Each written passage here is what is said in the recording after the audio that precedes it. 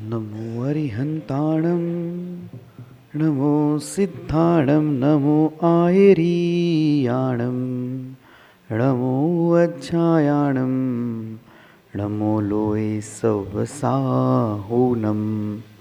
अनंत अनंत परम सिद्ध भगवान की जय। 1008 श्री आदिनाथ भगवान की जय।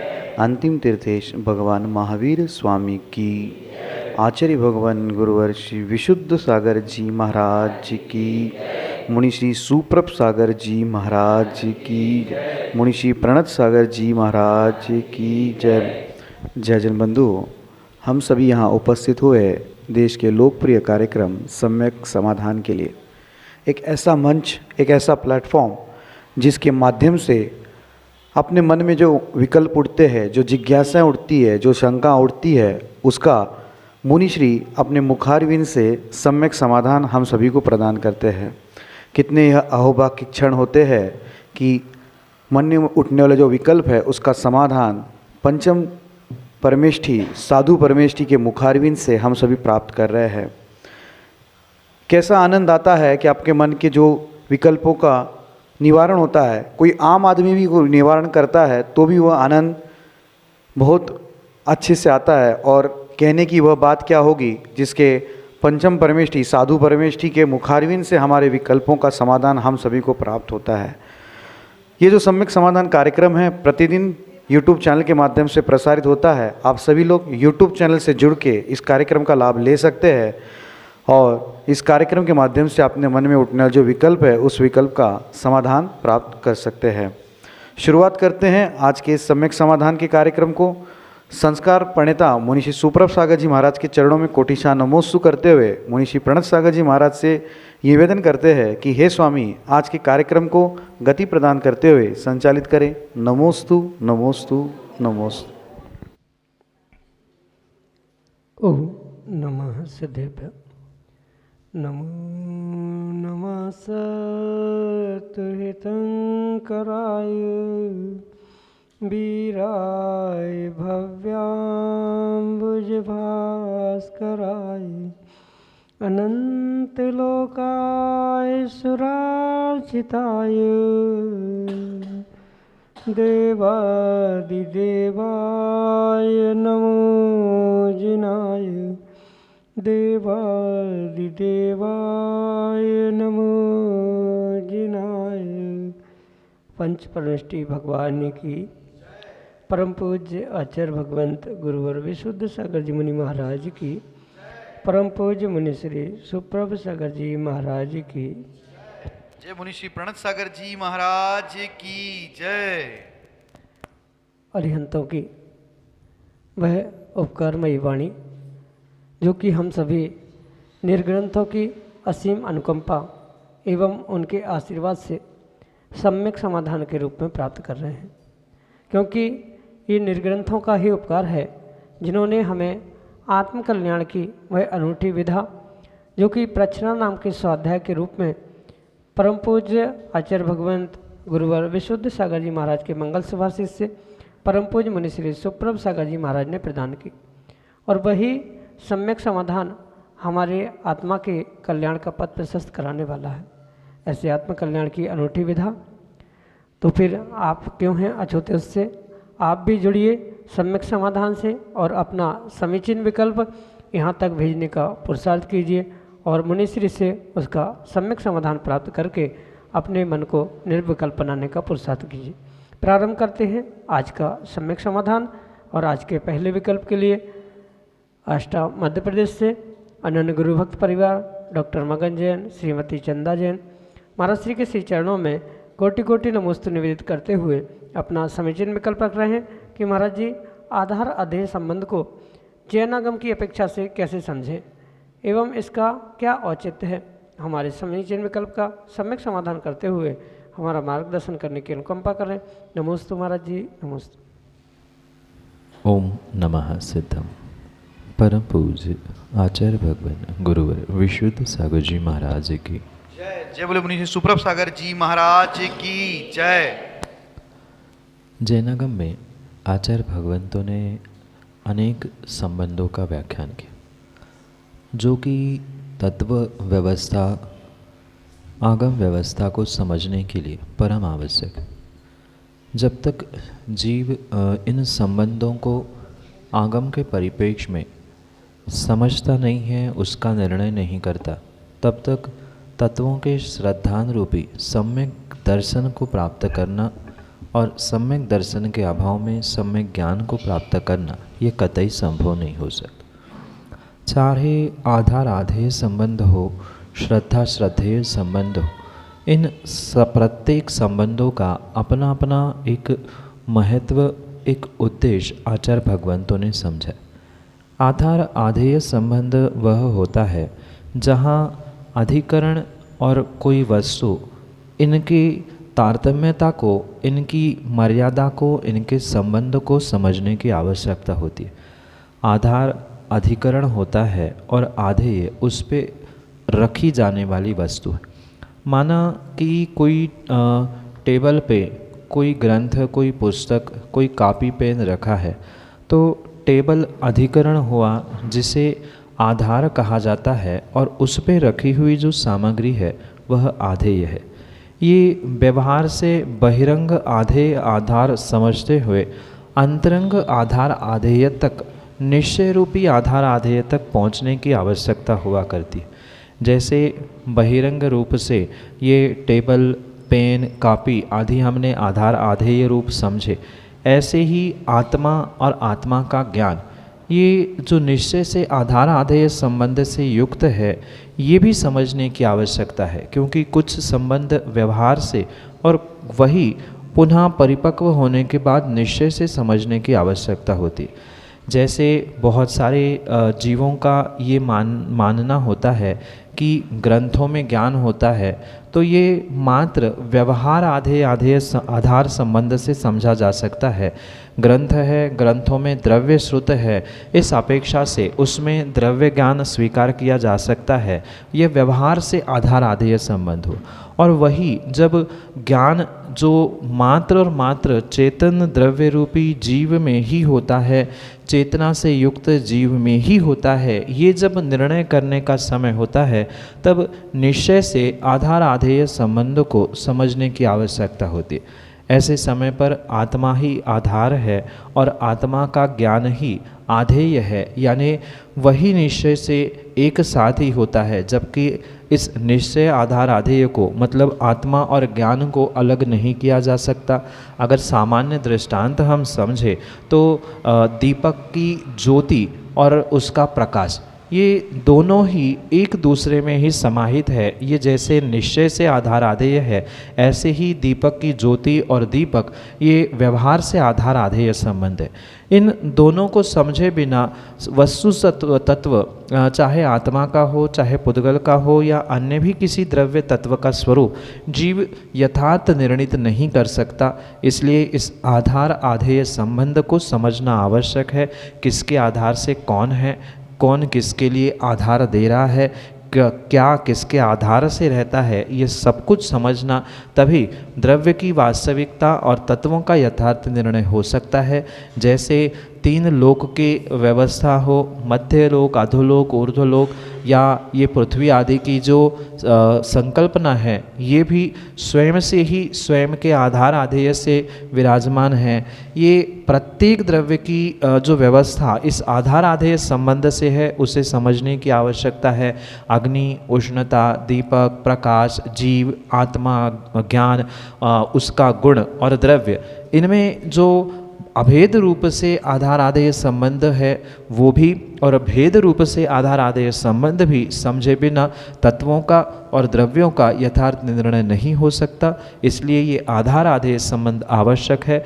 आधार वो होता है जिस पर सामग्री द्रव्य वस्तु होती है, और आधेय वो होता है जिसके किसी अन्य की निमित्त से जो उस पर विराजमान होता है या रखा जाता है वह आधेय होता है। ये व्यवहार और निश्चय की अपेक्षा से भेद अभेद रूप होता है। मात्र और मात्र तत्वों का यथार्थ निर्णय करते हुए सम्यक ज्ञान सम्यक दर्शन को प्राप्त करने के लिए ही इसकी महत्ता या उपादेयता आगम में कही है, जो कि आपके लिए सम्यक समाधान से। श्रीमती रुचि जैन, गाड़रवाड़ा, मध्य प्रदेश से अगले समीचीन विकल्प। नमोस्तु भगवान। मैं रुचि जैन, गाड़रवाड़ा।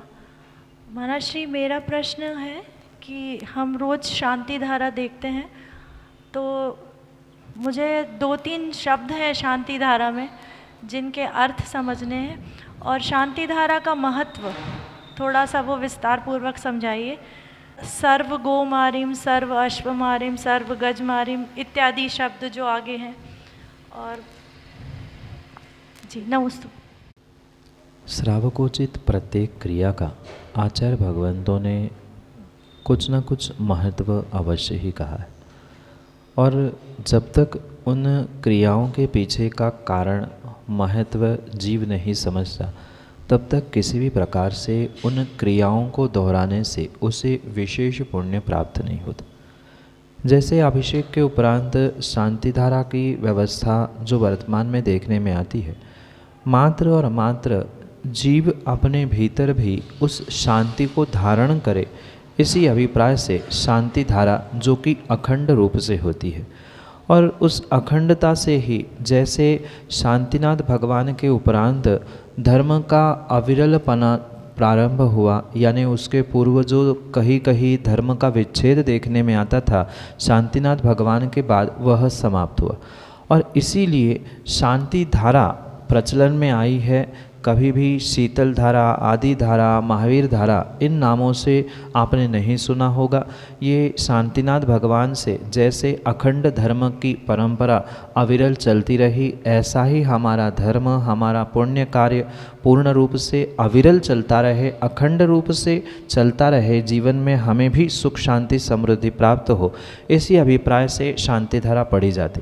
और लगभग इन्हीं अभिप्रायों से शब्दों का वहाँ प्रयोग भी किया जाता है।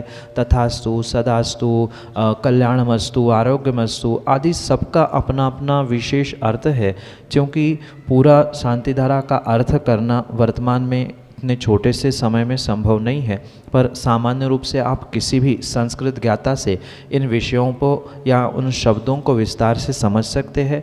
रही बात गोमारी, अश्वमारी आदि आदि के विषय को लेकर, तो इस विषय को लेकर बहुत सारे लोगों ने बहुत सारी भ्रांतियाँ फैलाने प्रारंभ की है, जबकि आगम में जो ये शब्द प्राप्त होते हैं, जिनको संस्कृत का ज्ञान नहीं है, वो अन्यथा समझते हुए अन्यथा समझाने का प्रयास करते। किसी भी प्रकार से वहाँ गो मारिम का अर्थ गाय को मारने का, अश्वमारी का अर्थ उन घोड़ों को मारने रूप नहीं है, अपितु संधि का विच्छेद करते हुए ये समझना होता गोम आरी, गो रूपी अरि, यानी गो से, गाय से, तिर्यंसों से, किसी प्राणी से या किसी से भी, वृक्ष से, फल से, गुल्म से आदि किसी से भी अगर किसी प्रकार से मुझे शत्रुता है या उससे कोई मुझे संकट उत्पन्न होने वाला है, तो वो मेरा संकट, मेरा कष्ट दूर हो जाए, ये एक अभिप्राय है। दूसरा अभिप्राय ये भी है कि जैसे हम पढ़ते हैं संपूजका नाम, प्रतिपालका नाम, यतीन्द्र सामान्य तपोधना नाम, देशस्य राष्ट्रस्य पुरस्सराज्ञाम करो तो शांति भगवान जी ने। तो यहाँ भी जो अभिप्राय है वही वहाँ भी अभिप्राय समझना होगा कि इस संसार में जितने भी गाय, भैंस, घोड़े, ऊंट आदि आदि तिर्यंज है, उनको भी अगर किसी प्रकार से कोई कष्ट हो रहा है, दुख हो रहा है, तो उनका भी कष्ट दूर हो जाए, तो ही वह उनके लिए भी समृद्धि के लिए, क्योंकि संपूजकाना हम कहते हैं सभी प्राणियों के प्रति कहते हैं। तो मारी का अर्थ होता है रोग, गाय को होने वाला रोग हो या गाय के निमित्त से हमें होने वाला रोग हो, दोनों की शांति हो, यही वहाँ पर अभिप्राय है। किसी भी प्रकार से किसी तिर्यंच को, किसी पेड़ पौधों को, किसी जीवों को मारने का अभिप्राय नहीं है, क्योंकि मारी का अर्थ बहुत सारे जीव ये करते हैं कि मार दो, नष्ट कर दो, जबकि ऐसा नहीं है। छिंदी छिंदी भिंदी भिंदी या छिंद छिंद बिंद बिंद भी है तो गाय को होने वाली व्याधि, मारी यानी रोग व्याधि, उनको होने वाली या उनके निमित्त से हमें वाले होने वाली है, वह छिंद छिंद हो, नष्ट हो, कम हो, भ्रष्ट हो, ऐसा वहाँ पर अभिप्राय है। अन्य कोई भी अभिप्राय वहाँ ना समझे। जैसा संपूजक का नाम का अर्थ है ऐसा यह अर्थ है।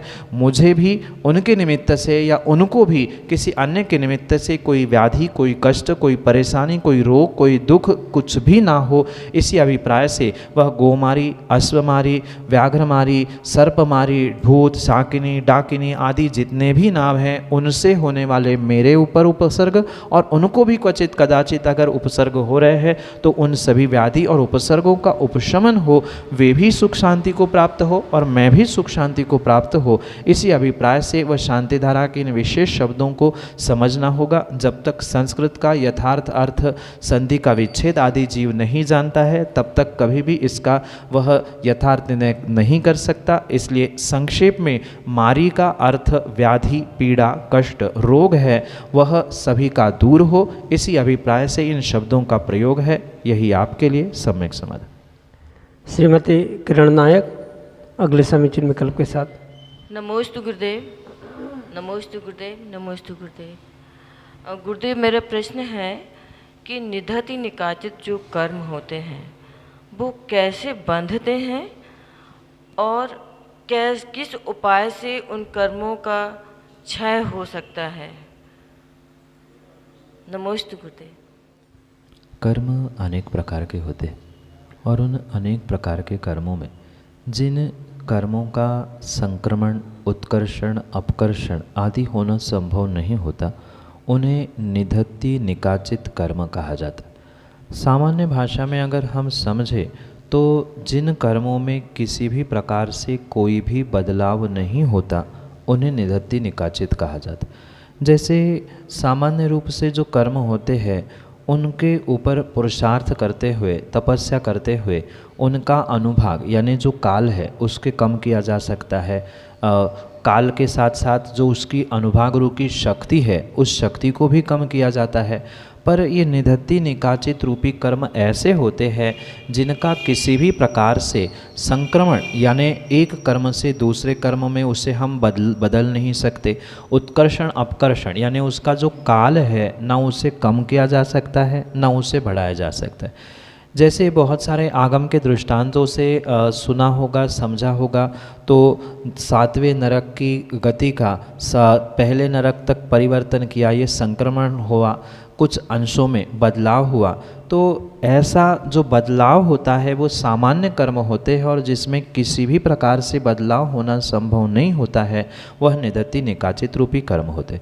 और इसके लिए भी एक विशेष स्थान आचार्य भगवंतों ने कहा है। निधत्ति निकाचित कर्म सभी स्थानों पर, सभी क्षेत्रों में नहीं होते। देव शास्त्र और गुरु, जहाँ सच्चे देवशास्त्र गुरु विराजमान होते हैं, उनके सन्निधि सानिध्य में जीव जो पुण्य या पाप, मात्र पाप ही नहीं अपितु पुण्य या पाप जिस प्रकार से इन कर्मों को प्राप्त करता है वह कभी भी किसी भी प्रकार से नहीं बदलते। उनको जैसा जीव ने बांधा है उसको उसी प्रकार से उसे भोगना ही पड़ता है। ये परम सत्य है, इसमें किसी भी प्रकार से बदलाव हो ही नहीं सकता, ये अकाट्य सत्य। पर साथ में आचार्य भगवंत ये भी कहते हैं अगर जीव को उस निधत्ति निकाचित कर्मों में कुछ बदलाव करना है, कुछ उसकी निर्जरा करनी है, उसकी शक्ति कम करनी है, तो उन्हीं स्थानों पर उसे पुनः पहुंचना होगा जिन स्थानों पर उसने उस निधत्ति निकाचित कर्म का आश्रय बंद किया।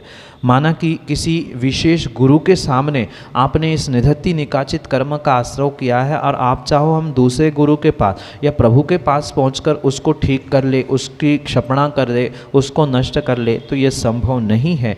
जिस स्थान में जितनी शक्त्यांश से यानी जितनी शक्ति से आपने कर्माश्रय किया है उतनी ही शक्ति से पश्चाताप के भावों से आप पुनः वहाँ पहुँचे, उन्हीं स्थानों पर क्षमा याचना आदि करें तो उसमें संक्रमण, उत्कर्षण, अपकर्षण होना संभव है, अन्यथा किसी भी प्रकार से नहीं होता। जबकि जो सामान्य कर्म हुआ करते हैं वह तो आप कहीं भी पहुंचकर उसमें कम ज़्यादा कर सकते हैं। जैसे तीव्र पाप आसाता वेदनी का सामान्य रूप से उदय है, तो आप प्रभु की भक्ति कहीं भी बैठकर कर सकते हैं, मंदिर में, घर में या किसी भी मंदिर में पहुंचकर उसमें आप कम ज़्यादापन कर सकते। पर निधत्ति निकाचित कर्म ऐसे होते हैं जिस प्रभु, जिस गुरु, जिस जिनवाणी के ही निमित्त से हमने कर्मों का आश्रय किया है, उनके ही पास पहुंचकर उसमें कुछ अंशों में बदलाव होने की संभावना है। और वो भी ज़रूरी नहीं है कि होगा ही, ये भी आवश्यक नहीं है।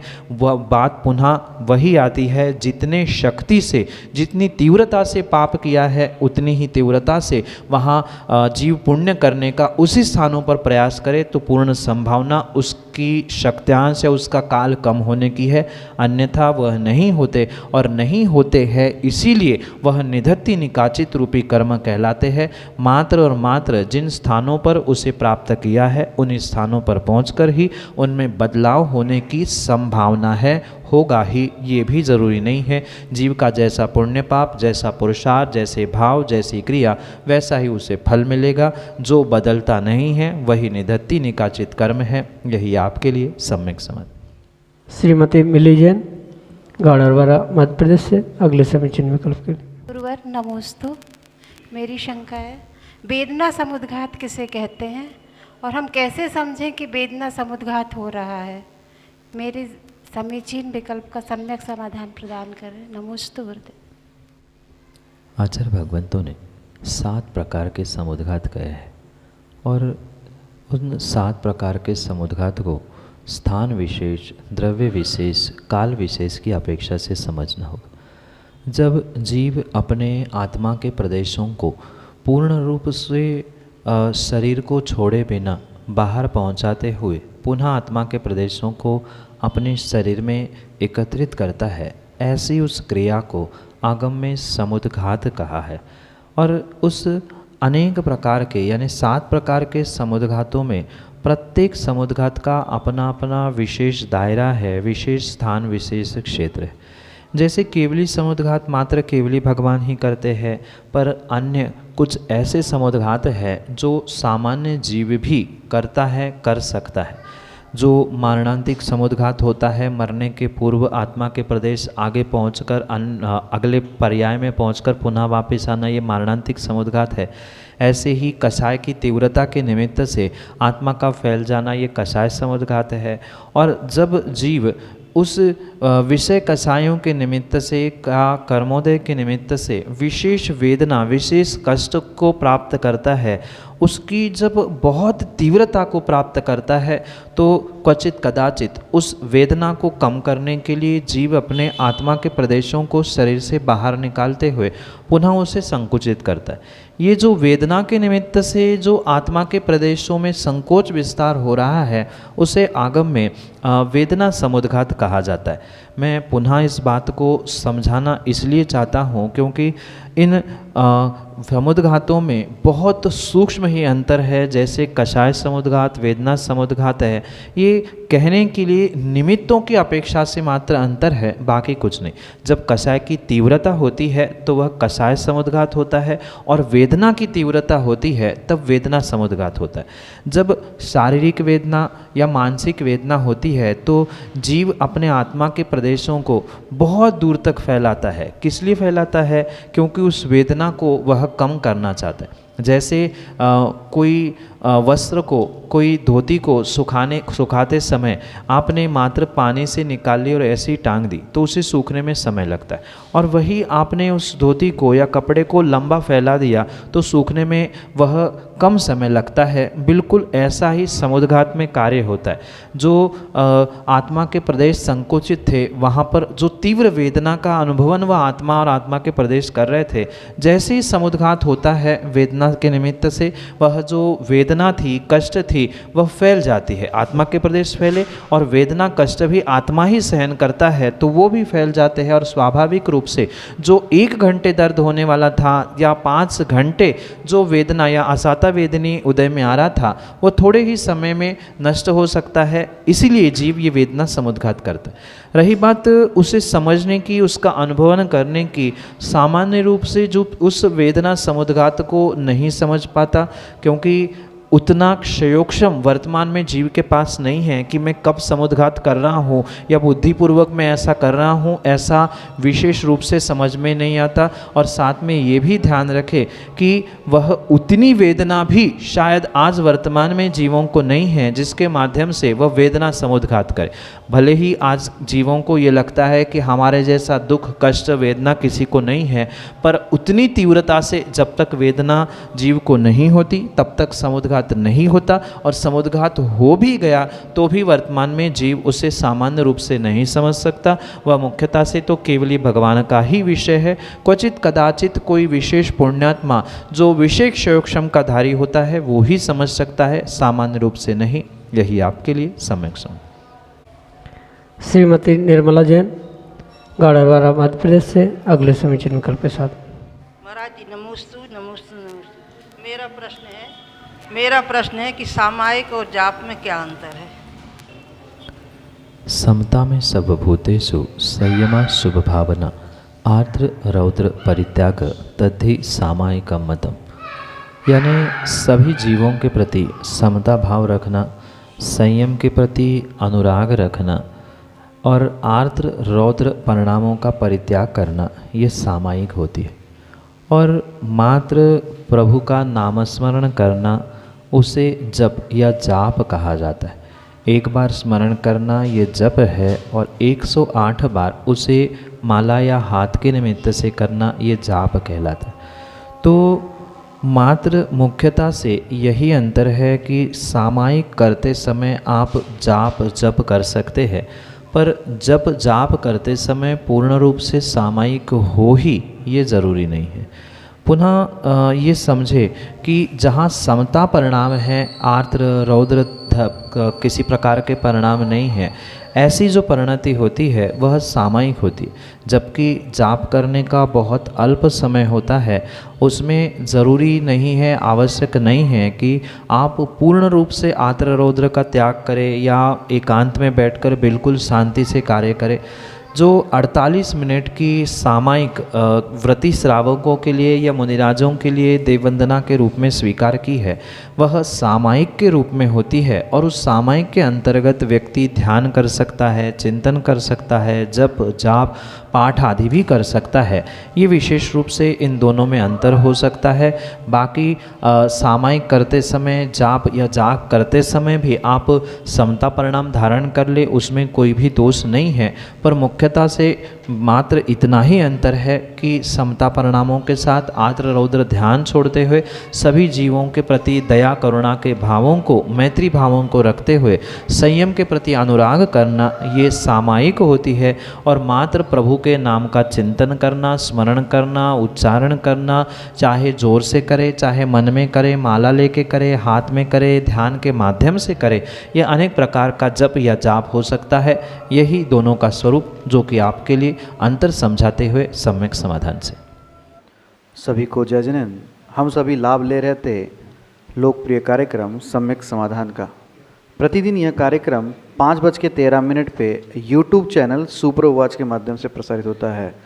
यूट्यूब चैनल सुपर वॉच अब हर घर में स्मार्टफोन है, स्मार्टफोन यूट्यूब ऐप है। यूट्यूब पे आपको सुप्रभ वॉच, मुनि श्री सुप्रभ सागर जी का नाम सुप्रभ, वाणी का पर्यायवाची नाम उवाच, सुप्रभ उवाच, इस नाम से आपको यूट्यूब में सर्च करना है और चैनल को सब्सक्राइब करें और उसका बेल आइकन को ज़रूर प्रेस करें ताकि ये जो कार्यक्रम है उसके नोटिफिकेशन आपको मोबाइल के माध्यम से मिल सकते हैं। आप ये सोच रहे हैं कि मुनिषी यहाँ उपस्थित है तो हम हमारे विकल्प मुनिषी तक पहुँचा सकते हैं, लेकिन व्हाट्सएप के माध्यम के द्वारा आप अपने विकल्प आप घर बैठे भी मुनिषी तक पहुँचा सकते हैं। आप हमारा व्हाट्सएप का नंबर नोट डाउन कर सकते हैं 8707548811। मैं नंबर रिपीट करता हूँ 870754 8811। यह हमारा व्हाट्सएप का नंबर है, आप उसके माध्यम से अपने विकल्प हमें भेज सकते हैं। samyak.samadhan@gmail.com यह हमारी ईमेल आईडी है। आप ईमेल आईडी के माध्यम से भी मुनीषी के विकल्प हम मुनीषी तक पहुंचा सकते हैं। प्रतिदिन शाम को 7:40 पे जिनेवार टीवी के माध्यम से मुनीषी के प्रवचन प्रसारित होते हैं। आप सभी लोग घर बैठे मुनीषी के प्रवचन का लाभ ठीक शाम को 7:40 पे जिनेवार टीवी के माध्यम से ले सकते हैं। मुनीषी के चरणों में कोटिशा नमोस्तु करते हुए आज के सम्यक समाधान कार्यक्रम को यहीं पे विराम देते हैं। नमोस्तु नमोस्तु नमोस्तु।